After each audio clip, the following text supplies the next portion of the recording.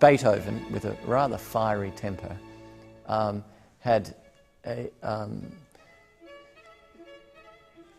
erased the name famously of Napoleon from his Third Symphony, and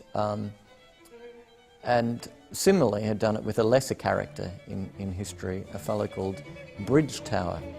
Now, he'd originally dedicated or written this piece for this fellow Bridgetower to perform, and he was a very celebrated, highly celebrated mulatto violinist, I think son of African and Polish mixed blood. And Beethoven enjoyed their 8 a.m. Debut of this sonata enormously, and they all went drinking afterwards. And Beethoven, who was, yes, on the way to being hard of hearing, took umbrage at a statement that this Bridgetower fellow had made in a bar directed at some woman. Perhaps it was a woman that Beethoven himself had a soft spot for. We do not know. And Beethoven flipped out, got in a big rage, and decreed that he would never see this fellow again, which was true, and Bridgetower fell into obscurity.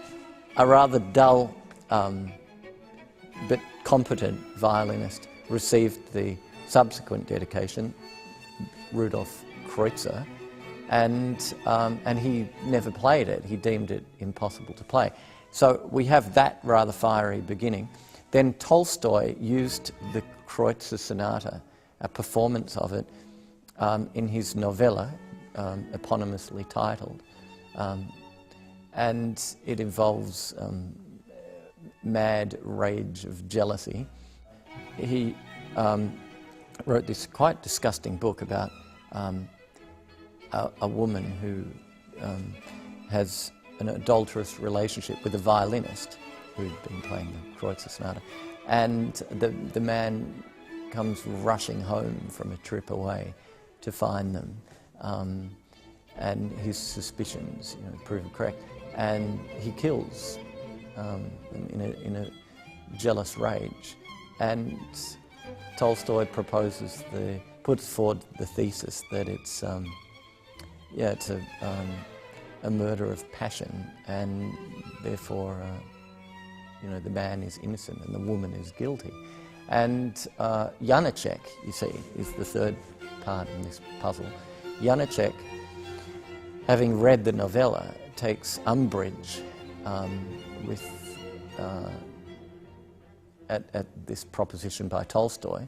He himself is involved in an adulterous relationship with this young girl. It's been going on for many, many years. He's infatuated with this girl in real life, Janacek, and so of course he finds this proposition by Tolstoy offensive, and indeed in one part of his own work called Kreutzer Sonata, the quartet, which he wrote in 1923, he writes free enslaved womankind.